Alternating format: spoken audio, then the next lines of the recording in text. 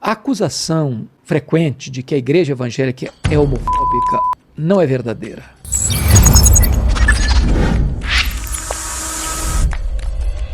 Meus amigos, vem comigo na bênção, que o vídeo de hoje tá muito forte. Assista até o final e não sai, porque eu tenho aqui uma posição muito forte sobre esse assunto. Sem mais delongas, vamos para o vídeo. É muito importante entender isso. Primeira coisa, vamos dizer algumas coisas prévias para ficar claro. Tá. A acusação frequente de que a igreja evangélica é homofóbica não é verdadeira. Não é verdadeira. A igreja de Cristo, conforme o livro de Apocalipse diz, ela é aberta para todos, mas não é aberta para tudo. A igreja acolhe todas as pessoas, mas a igreja não concorda com tudo, porque a igreja não é regida pelas decisões da sociedade ou pelas decisões que as cortes, por mais egrégias que elas sejam, tomam. A igreja tem como única regra de fé e prática a Bíblia, a palavra de Deus. Então a igreja é aberta para todos, acolhe a todos, mas a igreja não pode acolher o pecado. A luz da ciência e a luz da Bíblia é que Deus, quando criou o ser humano, está lá em Gênesis capítulo 1, versículo 26, no capítulo 2, versículo 7, que Deus criou o homem e a mulher, à sua imagem e à sua semelhança. Pronto. Do ponto de vista biológico, você define X, XY. Então não tem outra alternativa biológica na estrutura do ser humano. Ou ele é XX, ele é XY. Ou ele é feminino, ele é masculino. Quando um bebê é gerado, já tem na sua carga genética a definição se ele vai ser masculino ou feminino.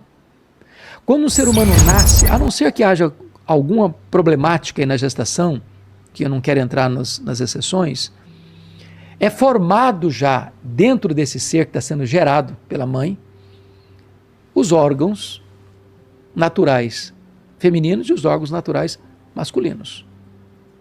Distintos. Quando ele nasce um bebê, ou menino ou menina. O que os ideólogos e os ativistas querem impor hoje nessa agenda? É que quem vai decidir isso é a criança. Ou quando for adulto. Né? Mas hoje eles estão querendo impor com criança já. Com criança já, querendo que criança já faça a definição para fazer até uma cirurgia de mudança de sexo. Essa doutrinação que é tentado fazer goela abaixo, empurrando goela abaixo, que nós não podemos concordar. Então, eu não preciso fazer a mesma coisa que o outro faz para amá-lo. Não é verdade? O certo, então, por exemplo, amar a todo mundo, independente das escolhas. Você respeita a decisão que a pessoa toma, mas você não concorda com a decisão. Por exemplo, uma pessoa pergunta, pastor, e se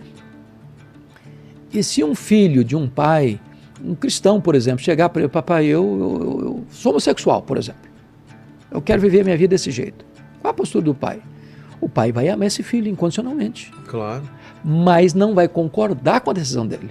Não colocar ele fora de casa. Não, de jeito nenhum. Amá-lo, cuidar dele, orar por ele. Deixa eu dizer para você o que aconteceu lá na igreja de Corinto. Olha que coisa interessante, Vilela.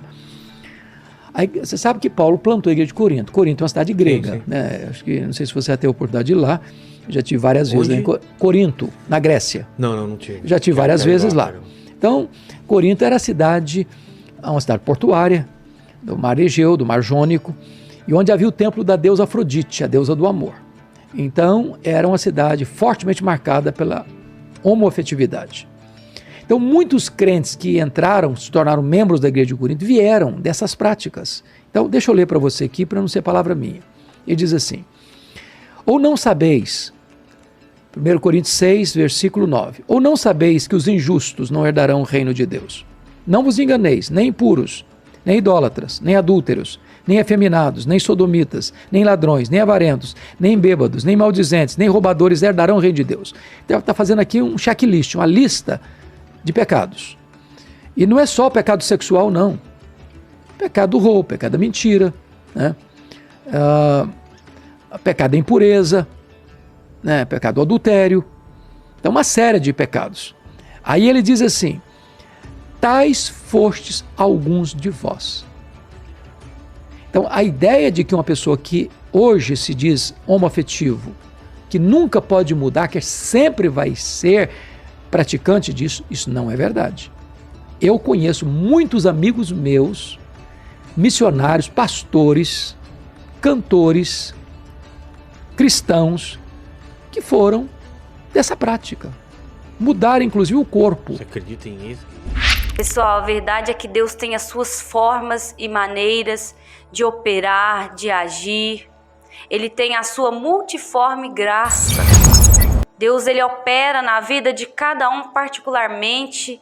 Em um ele opera de um jeito, na vida do outro de outra maneira. A verdade, pessoal, é que Deus tem as suas maneiras de operar. Na vida de um ele age de uma forma, na vida da outra pessoa ele tem uma maneira de operar, de agir. Muitas pessoas até pensam que Deus ele só tem uma forma de agir. Mas a verdade é que a multiforme graça de Deus, ou seja, as várias formas de Deus agir, de Deus atuar, não tem como limitarmos o poder de Deus. Ele tem e sempre terá as suas várias maneiras de operar na vida de alguém. E ele fala com a gente também de várias formas. E a minha visão sobre esse assunto é que pecado é pecado, gente. Não existe pecadinho ou pecadão. Isso aqui eu posso fazer, esse erro aqui eu posso cometer, que são coisas pequenas. Para Deus não existe isso. Pecado é pecado. Por isso que ele é santo. E ele é um pai justo, né? E um Deus justo, o justo juiz. O Senhor é um justo juiz. E esse Senhor, ele julga aquilo que fazemos de errado. Toda vez que uma pessoa vai perante o juiz, ela é julgada por aquilo que ela fez de errado, né? Não pelos seus acertos. E o meu posicionamento sobre esse assunto é que pecado é pecado. A Bíblia é a nossa base de fé. Devemos sempre seguir a Bíblia como a palavra de Deus. Nós precisamos estar atentos, porque muitas vezes Deus pode estar usando até um vídeo como esse para falar com você.